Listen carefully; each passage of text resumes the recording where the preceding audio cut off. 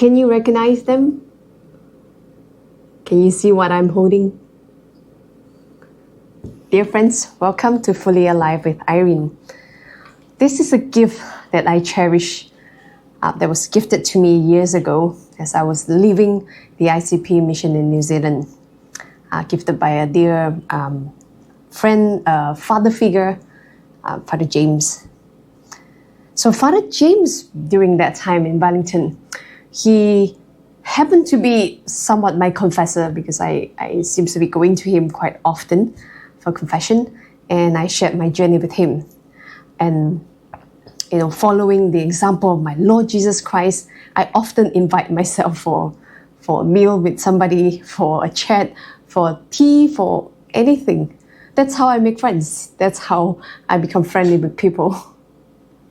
And it's the same with Father James. We sort of build up a trusted relationship. I shared a lot about my journey with him. He's like a father figure to me, someone I can share a lot about my journey.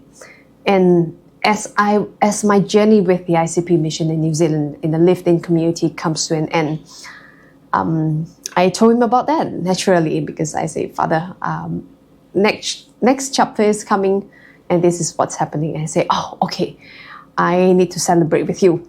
Can you come over for a coffee? I say, sure, definitely. And he blessed me with coffee, with some nice snacks on that day. And I remember as we were leaving, he said, Irene, I want to give you this gift, this particular gift. See the wise men, there's 3 wise men.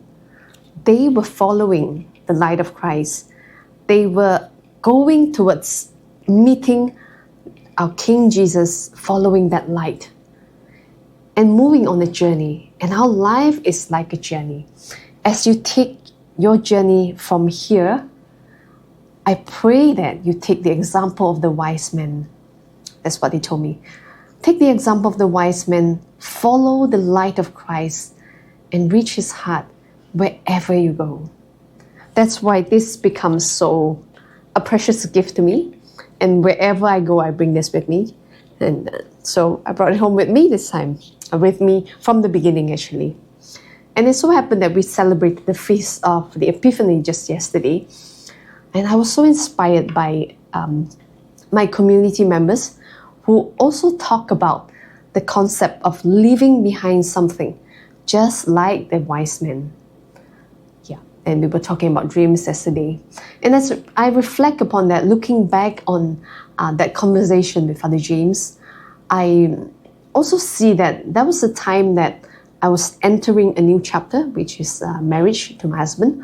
Also leaving behind something, the comfort of living community, the comfort of support, And I remember back then in the ICP New Zealand community, things are provided for. The kitchen is so complete, it's so easy to do anything.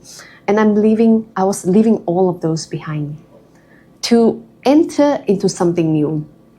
And back in the community, there were a lot of people taking care of different ministries. And then enter into a marriage, I have to take care of kitchen ministry, children ministry, cleaning ministry, you name it, and my husband will take care of the rest.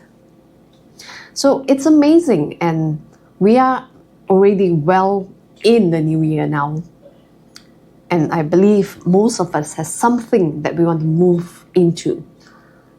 As we move into something new this year, following the light and the guidance of the light of Christ, what are you leaving behind?